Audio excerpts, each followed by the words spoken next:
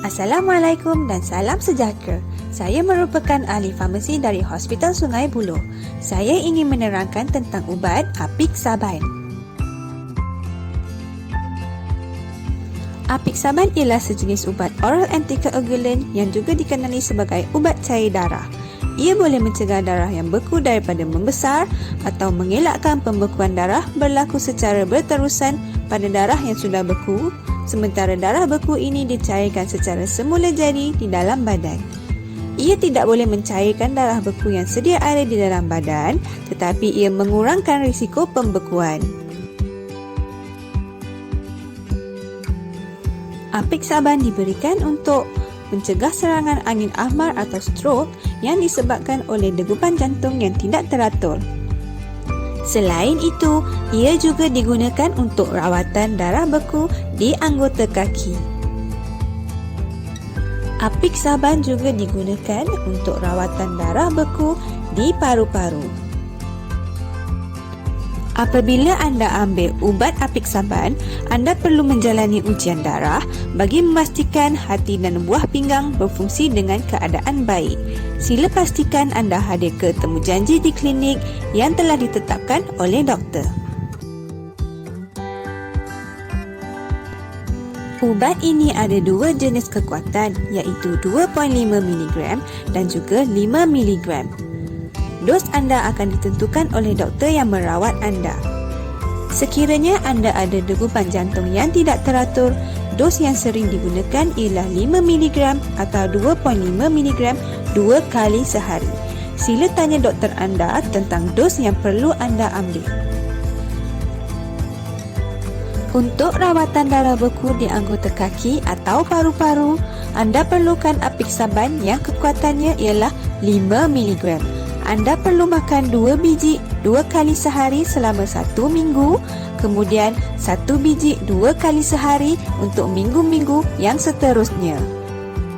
Namun, sila pastikan dengan doktor anda tentang dos yang perlu anda ambil. Memandangkan anda perlu makan ubat ini 2 kali sehari, anda perlu jarakkan selama 12 jam. Sebagai contoh, sekiranya anda makan dos pertama pada pukul 8 pagi, dos kedua anda perlu makan pada pukul 8 malam. Sila pastikan anda ambil ubat ini pada masa yang sama setiap hari. Ubat ini boleh dimakan sebelum atau selepas makan. Sekiranya anda tidak boleh telan ubat ini, anda boleh hancurkan ubat ini dan campurkan ke dalam 60 ml, iaitu dalam 1/4 gelas air atau jus apel dan terus diminum. Bagi mereka yang mendapat makanan melalui tiub, penjaga boleh hancurkan ubat ini dan campurkan dalam 60 ml air, iaitu dalam 1/4 gelas dan diberikan secara serta-merta. Ubat yang dihancurkan dan dicampurkan di dalam air boleh disimpan selama maksimal 4 jam. Ubat ini perlu diambil selama 3 hingga 6 bulan atau lebih panjang, bergantung kepada saranan daripada doktor anda. Jangan berhenti ambil ubat ini tanpa berbincang dengan doktor anda. Sekiranya anda terlupa makan ubat ini, sila ambil ubat secara serta-merta apabila teringat. Anda boleh ambil ubat ini sekiranya masih ada jarak sekurang-kurangnya 6 jam sebelum dos yang seterusnya. Sekiranya jarak adalah kurang daripada 6 jam dari dos yang seterusnya, tinggalkan dos yang terlupa dan ambil dos yang seterusnya seperti biasa. Jangan gandakan dos, jangan tukar dos dan jangan berhenti ambil ubat ini tanpa berbincang dengan doktor anda. Ubat ini boleh diletakkan di dalam pill box. Simpan di tempat yang kering dan sejuk, jauh dari tempat panas dan cahaya matahari. Terdapat langkah berjaga-jaga yang khusus sekiranya anda ambil ubat ini. Sila pastikan anda mendapatkan rawatan di hospital dengan kadar segera sekiranya anda ada gejala-gejala seperti berikut. Tanda-tanda pendarahan seperti lebam, gusi atau hidung berdarah, kahak atau kencing berdarah, najis berwarna hitam atau merah.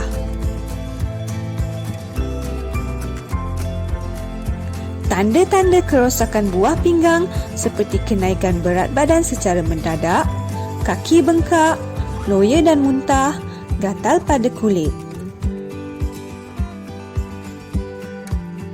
Selain itu, gangguan sistem penghadaman seperti pedih ulu hati, senak perut dan asid reflux. Disebabkan ubat ini dapat meningkatkan risiko pendarahan, anda perlu berhati-hati dengan menggunakan berus gigi yang lembut untuk mengelakkan kecederaan atau luka. Sekiranya anda perlu menjalani pembedahan atau rawatan gigi, sila beritahu dengan doktor bahawa anda ada ambil ubat apiksaban. Elakkan pengambilan alkohol kerana ubat ini boleh berinteraksi dengan alkohol dan boleh menyebabkan pendarahan. Sila berbincang dengan doktor sekiranya anda ada perancangan untuk mengandung. Sila berbincang dengan doktor atau ahli farmasi sebelum anda beli ubat atau suplemen di farmasi. Sekian itu sahaja daripada saya.